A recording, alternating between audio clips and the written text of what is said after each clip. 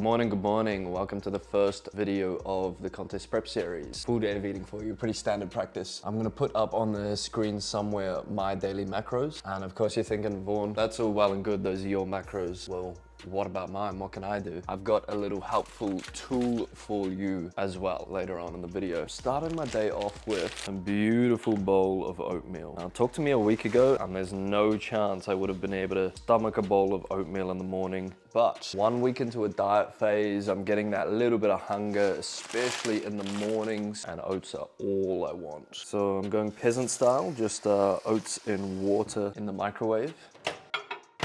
When it comes to protein, I'm not much of a snob. I just want to go for any brand that I can trust, really. In my mind, they're all the same. As long as I'm getting whey protein and not, you know, flavored flour, then I'm pretty happy.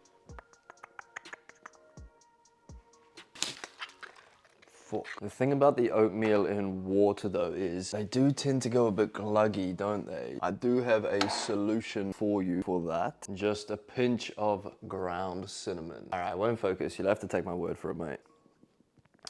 So that's just gonna dry those oats up nicely. Add a little bit of salt, just a little bit of sodium. That's gonna help me during my workout. I am a big fan of the peanut butter in the oatmeal. I am into that. Today I'm gonna go with something a bit different. I'm gonna go with a dark chocolate.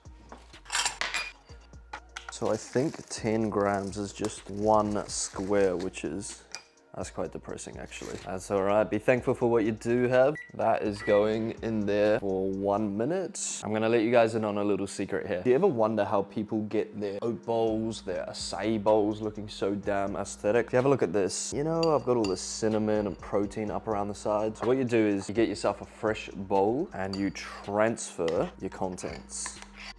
100 to 150 grams of berries going in. I'm going with raspberries.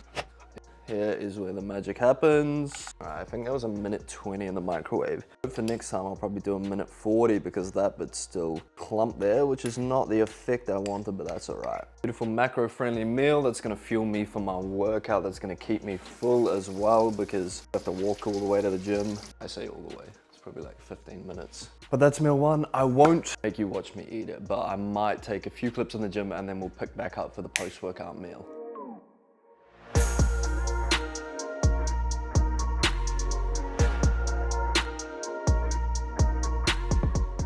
So when you go through a diet, like you just want to get in, get the job done and get out. You don't want to be one of those people who is stuck dieting forever. And so you need to go through a bit of like a mental shift. Obviously as humans, like we're pretty generally lazy. We've got a car and we could easily drive to the gym. We could easily drive to the supermarket.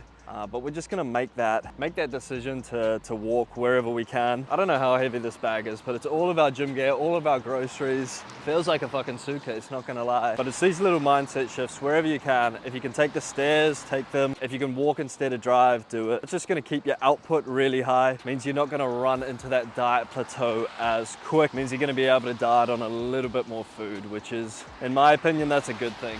Well boys, guess who forgot to turn the microphone on while they were recording this? That would be me. This meal is literally just a chicken and rice, nothing special. The only point I wanted to make for you was, you know how when you normally cook your chicken, you chop it up into a whole lot of little pieces, oil the shit out of the pan and you pretty much deep fry it? Yeah, I love that too. When you're cutting, you really want to be saving those calories from that oil. So instead, just chop a bunch of slits into your chicken, oil it as much as needed, but as little as possible to save your calories. And here's a trick, you need to massage that seasoning in. The more tender love and care you give your chicken here, the better it will taste for you. You want to cook it in just enough oil it doesn't stick to the bottom, and then slap a lid on so it circulates the heat and makes the seasoning on top stick to your chicken. And just make sure you wash it down with a Coke Zero. Alright boys, I actually got my microphone on this time. That's quite helpful, isn't it? So I'm not gonna lie, that meal was inhaled before it even left the kitchen bench. And because I'm all about, you know, a bit of time efficiency when we can get it, I'm just gonna make my next meal early. Literally just chicken salad. You know, I am 17, 18 weeks out. You might be thinking, mate, that's pretty early to be going for a meal with no carbs. But I do think the sooner you can get in the habit of just having a massive salad and, you know, figuring out the flavors which are gonna be best for you, the better off you'll be. That's not to say you can't get shredded or achieve whatever your goal is without having a massive chicken salad, but mate, It's gonna be a whole lot easier if you do have one. So I've just got spinach, family mix, chop up a cucumber, and I've got this massive bowl. And then that meal is going to keep me full and satisfied. All right, let's pause this and talk creating your own meal plan. So to work out your own macronutrient split, I would recommend downloading my macro calculator. It'll be like in the description somewhere. You'll probably be prompted to make a copy of a Google spreadsheet. So yeah, click make the copy, and then that's yours to use. Feel free to use it whenever you need to, show your friends. When you open it, it's gonna bring you to a screen that looks a bit like this. You just need to enter your details. Obviously, most of you watching this will be a male. How old are you? What's your body weight? How tall are you? Your estimated activity levels. Essentially, what you do for work is a pretty good indicator of how active a lifestyle you lead. So if you work in an office and you're seated in front of a computer most of the time, your activity levels, they're pretty light. And that might seem harsh, but you got to compare yourself to, say, your ancestors who are all, you know, farmers or hunter-gatherers out literally moving, walking, doing things all day, every day. If you have something where you're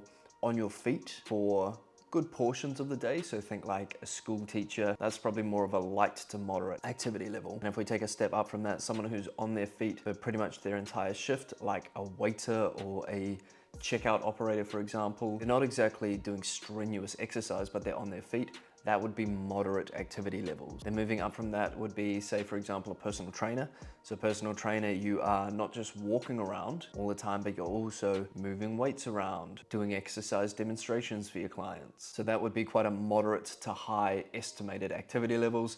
And then extreme would be like, yo, you're a full-time CrossFit athlete, you train 2 to 3 times a day, you're constantly moving, constantly burning calories. Now, I work from home, but I essentially work an office job, but I do make the most of it by standing wherever I can, and I do get like 10, 12K steps in. So I'm gonna use probably more like a moderate for my estimated activity levels. Right, your preferred dietary style. I would recommend if you're doing a muscle gain phase, I would go with high carb as the option you want to go with there.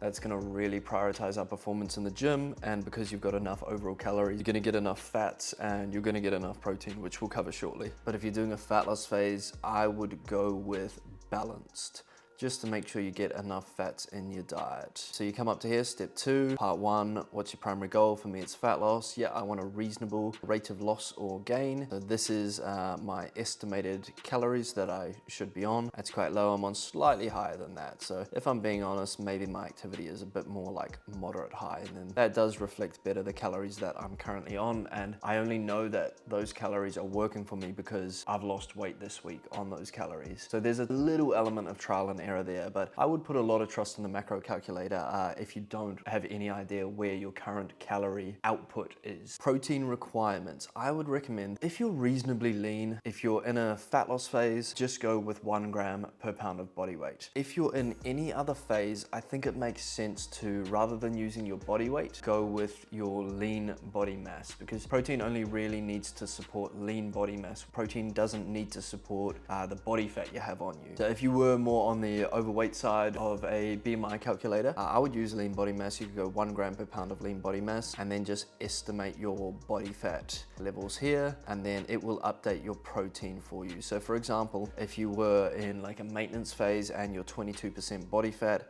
at this body weight, you probably only need around 140 grams of protein. And I know that seems low, but that's just because, you know, all of the bodybuilders and that kind of thing we listen to all have way too much protein. That's completely fine. If you want to be safe, just go with 1 gram per pound of body weight. No harm, no foul there. How should you structure your rest days versus your training day macros? I would be looking at, on my rest day, going lower carb, higher fat, same protein. So the idea is we would go lower carb simply because we do not need carbohydrates as much because we're not training that day. We would go higher fat because we want to use some of those extra calories that we pulled out of our carbohydrates for our dietary fats. That's going to keep us healthy hormonally. And I would just go with the same protein just to be safe.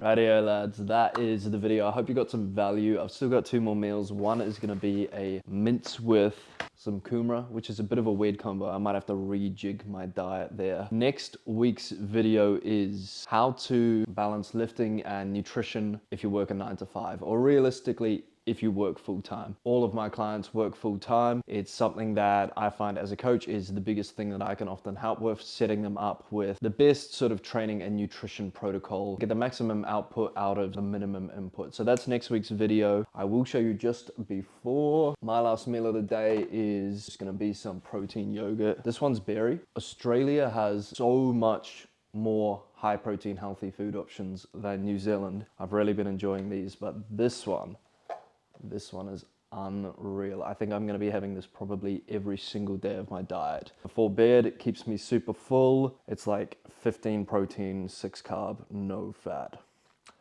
Thank you very much for watching.